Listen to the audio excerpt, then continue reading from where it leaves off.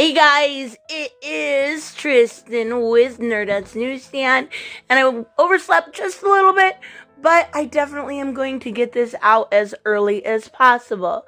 Now, by now you've probably heard Johnny Depp did lose, and it was something that I definitely expected. I wasn't surprised by this at all. Now, I know a lot of you are going to be, and a lot of you are going to be upset with what I have to say in this video because it won't match your confirmation bias 100%.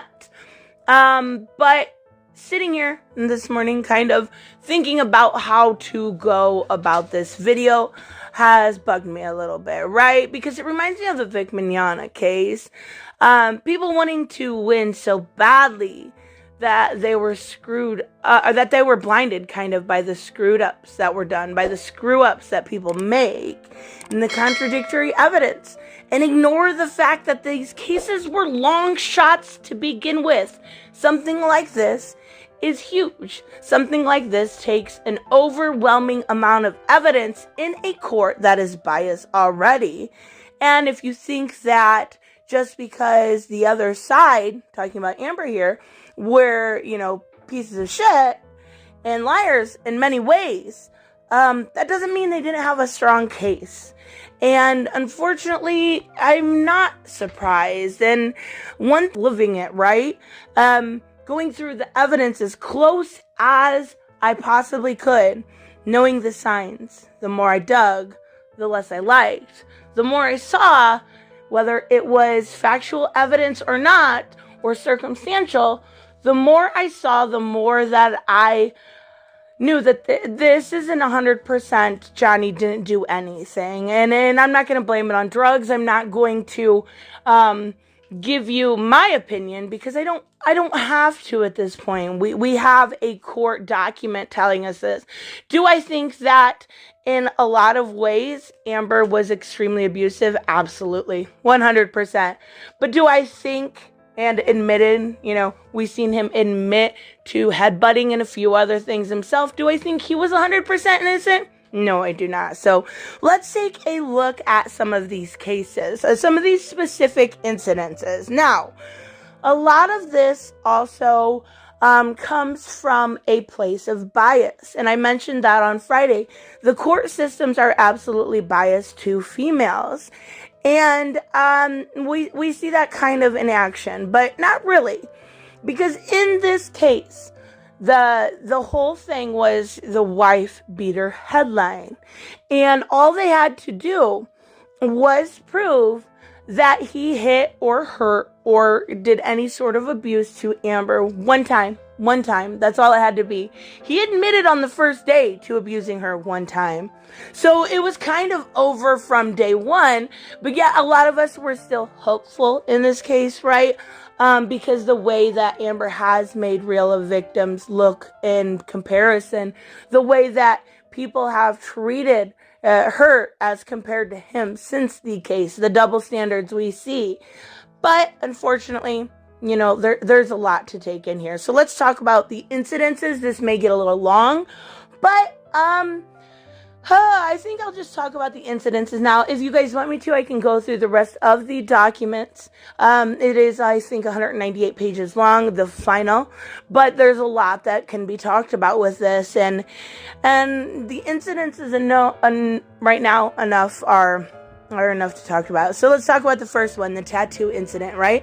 So we have from Justice Nicole saying, seen in isolation, the evidence that Mr. Depp assaulted Miss Heard on this occasion might not be sufficient. However, taken with the evidence as a whole, I find that it did occur. So incident number one, the tattoo incident where she kind of made, a little about the wino forever, the little joke. He found that, had this been an isolated incident, no, it probably didn't happen.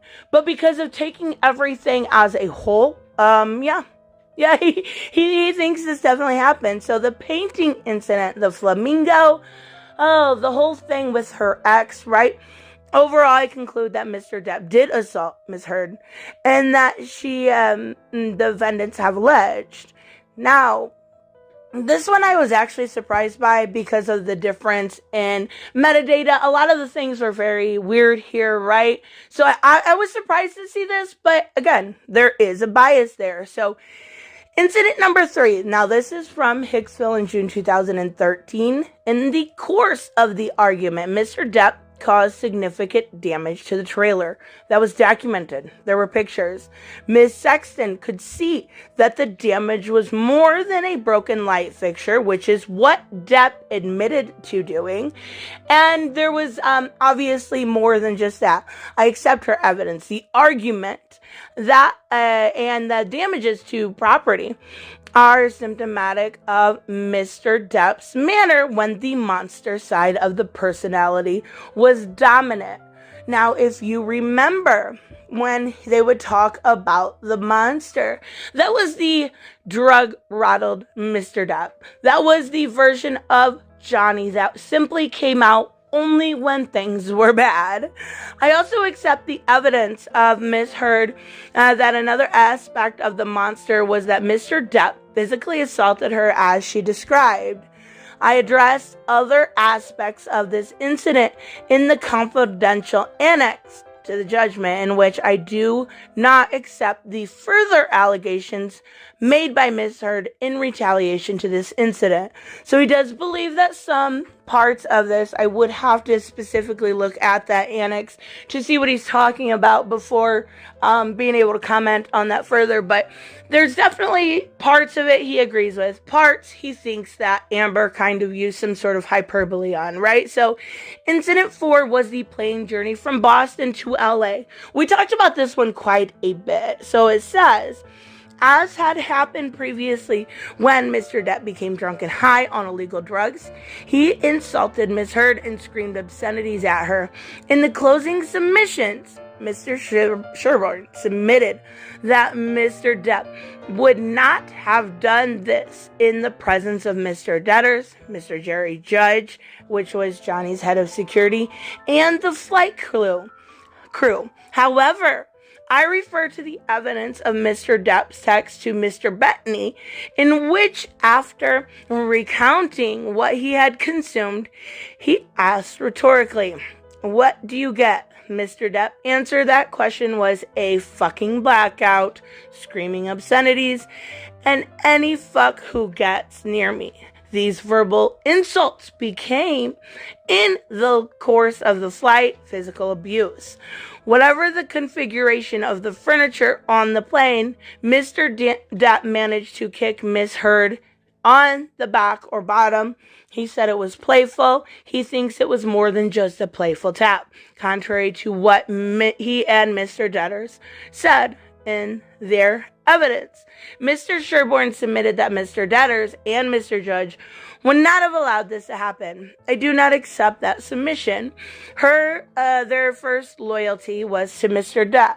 Now, I want to talk about that real quick. I think what we're seeing here now, I want to give a huge shout out to Nick Wallace. He has this all put together when I even woke up. He is amazing. He did this crowdfunding, so I definitely gave him a tip. He did wonderful. So let's talk about the loyalties. He says that these, the court, Judge Nicole says that these certain loyalties lied with Johnny Depp.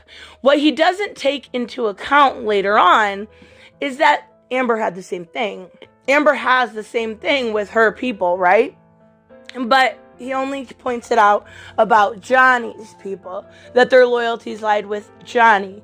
Well, so did Amber's friends. Their loyalties lied with Amber. So I think it's really unfair to say that, all for one, not the other. Incident number 5, which would have been the Bahamas in August 2014. I find it more likely that Johnny Depp pushed Miss Heard on at least one occasion, as reflected in her text. I am not able to conclude whether there was more than one assault. That Miss Roberts never saw Mr. Depp assault Miss Heard takes the matter further. The staff, including Miss Roberts, lived in different parts of the island. Very true. Not only that, but it is very common in situations of domestic violence, for it to occur in private, for it to occur right before bed or right after awakening. These things are a common feature of domestic abuse, unfortunately. It's not likely that a serial abuser, I'm not saying that Johnny is, but just factually seeing it, it's not likely that it's going to occur when there are other people around. That it's silly.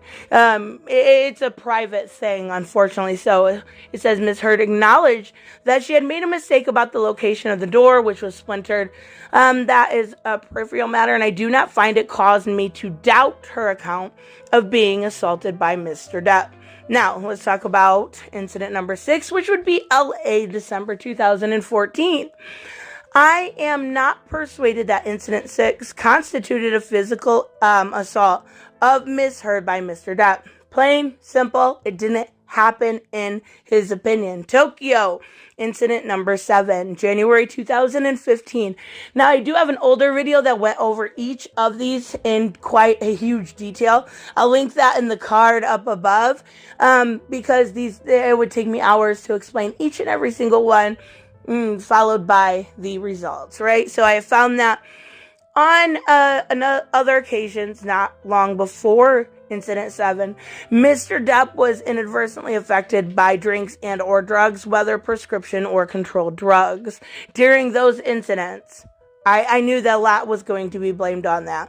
During those incidents, Mr. Depp assaulted Ms. Heard. I do not accept the presence of his children would have inhibited Mr. Depp from doing so. They were staying in another room. And again, that's one of those things, still in private, separate room. It's pretty typical in a domestic abuse situation to have abuse upon you and still have to remain quiet, right? Nor do I find that the presence of his children would have prevented Mr. Depp from gaining access to controlled drugs. After all, a short time after, in February and March, Nathan Holmes was helpful in finding Mr. Depp and acquiring controlled drugs in Australia. I conclude that Mr. Depp did assault Ms. Heard, as she said, and the defendants have alleged in incident number 7. Now, I am not saying, I want to be clear, I don't think this was a serial thing. I do think that this was a toxic relationship. I think that there is more a nuanced position, but I don't think that, obviously, I don't agree with everything Judge Nicole said. So, incident number 8, March 2015. It is plain that at some point in the argument, part of one of Mr. Claremont's fingers were sliced off. The claimant said that he had occurred when Ms. Heard threw a vodka bottle at him. He denied that he had cut his finger off accidentally. Now, we do know that after the finger was cut off, he still put basically writing on the wall with his blood, and then further with some paint. But I can't even imagine that had to be extremely painful. It's not a normal thing for somebody to graffiti the wall with an injured finger, right?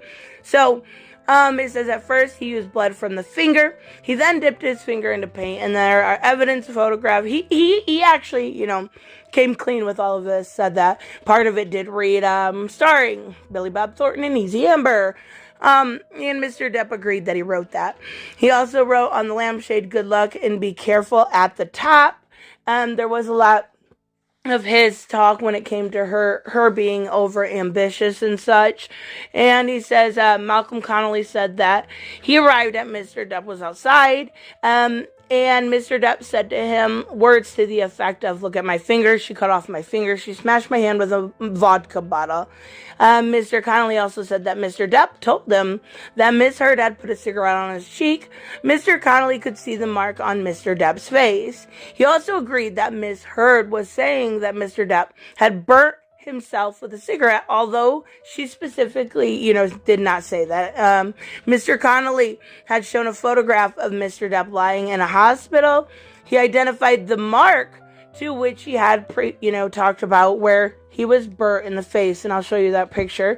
Mr. Depp was due to discuss potential surgical procedures with Dr. Sahini the following day, which would have been March 9th, 2015. In fact, the operation on Mr. Depp's hand took place in California, not in Australia.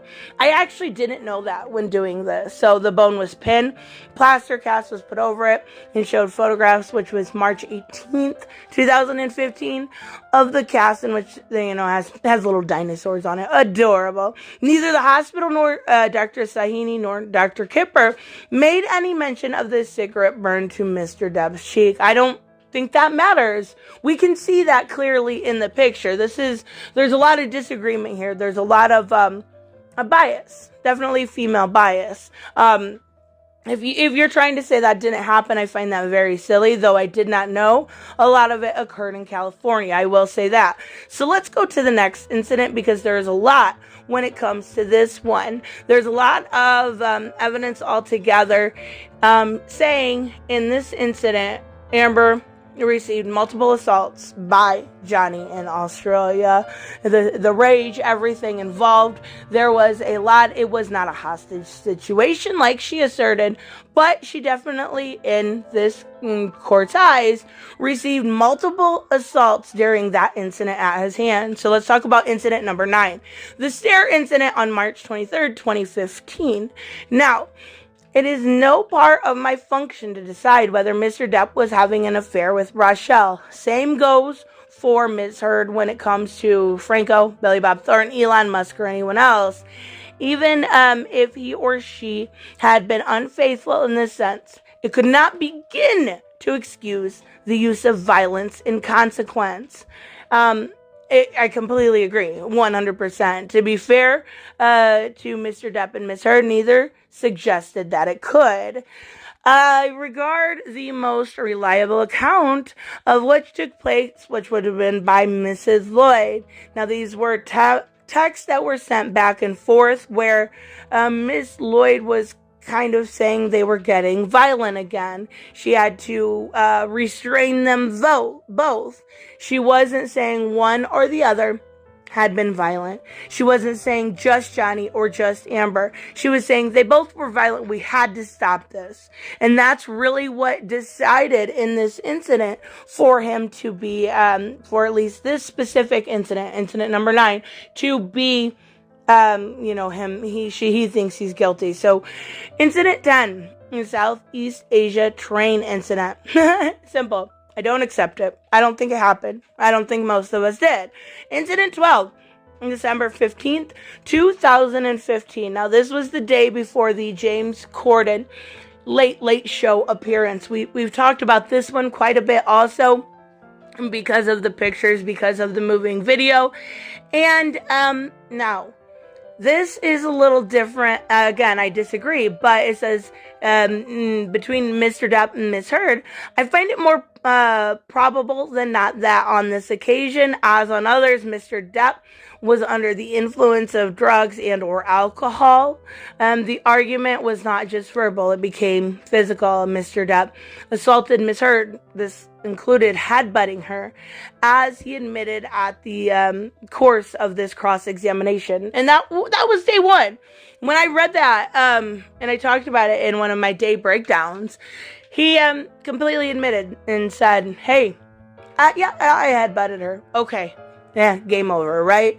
But most people will disagree with that. You can't admit to even accidental abuse and expect to win this, right? So let's talk about, there's a lot when it comes to this. He talks about how this could happen with, darkening of the lips and the makeup, all of which I in this incident, I completely disagree with. So let's talk about April 21st, 2016, which would have been the birthday party. Now, that is when Johnny got the bad news that, he had got some really bad financial news. He had lost a lot of money, and he said he was smoking weed. You find it more likely than not that he also drank alcohol and took cocaine. That's kind of his game. But even so, even if that's the case, nothing excuses violence. So I don't know which way this kind of goes, but on this occasion, Judge Nichols does find that it is more than likely that Johnny did hurt Amber in this situation. Now, he also finds, we're going to talk about the, the famous turd, right? He also finds that it was more than likely her dogs that had got up on the bed and done that because she was leaving town, or Johnny was leaving town, and she was going to be left there, and it would, bother her more than it would Johnny. But this situation specifically, and the next, it does seem like she gives Amber's friends more of a actual credit than she does anybody that came in and talked for Johnny. So let's talk about 14, which would have been May 21st, 2016 in LA. Now, this, of course, again, he does side with Amber again on this one. This was the last encounter, but there was some text that he does talk about, and it says basically, on this situation, there were photographs of property damage and injuries to Mrs. Heard. He does say that the hair we saw pictured is rootless, so it's likely they're part of an extension maybe that she cut, or she just simply cut part of her hair. But it does seem like that was obviously a fake issue. Now, he does talk again about the restraining order, the temporary restraining order that has to be based on emergency. Those things are given with a just one. It doesn't have to be a multiple abuse situation. If they find in favor that you were hurt or injured one time, they will do a temporary restraining order to then go about an investigation. And that's kind of what he talks about. He does also say that a lot of it may have been Amber trying to get some attention that day, but he doesn't deny that he thinks that it was definitely because of real abuse that had occurred. And he does go over a lot more. Like I said, I don't want to go through everything. I don't want to talk about every single little incident. I'm more than willing to break this down on a further video if you guys are interested in. I definitely will. But I have a feeling you won't be. Because I do say that there's more nuance there. And a lot of the fans I have seen are passionate. Let's say passionate, because if you don't completely agree with their confirmation bias, then you're absolutely a traitor to the cause. So, I definitely will. But let me know, of course, what you guys think about this. Whether this is what you expected, whether you think, he's guilty or he's not, whether or not you think that I'm wrong or not. Let me know everything in the comments below. I love hearing it. Make sure to leave a like, and if you are interested in more, let me know and subscribe below, and I will see you in the next one. Bye-bye. Hey guys, I want to give a huge shout out to my Patreon and subscribe stars. You guys literally make this channel possible. Huge thank you to Cage the Mick, Robert Mick Twiz, Black Knight Fool, Brucey, Chris Z, David L, David Rafford, Jeffrey Allen Carnes, Mighty Balls, Mike Buckner, Maizen Barbosa, Ruskar, Ryan Decker, Robert Hoffman, and Doc Holliday. You guys are absolutely amazing, and thank you so much for all your support. Don't forget on the way out to like as always if you enjoy the content, and hit subscribe. And I will see you in the next one. Bye-bye.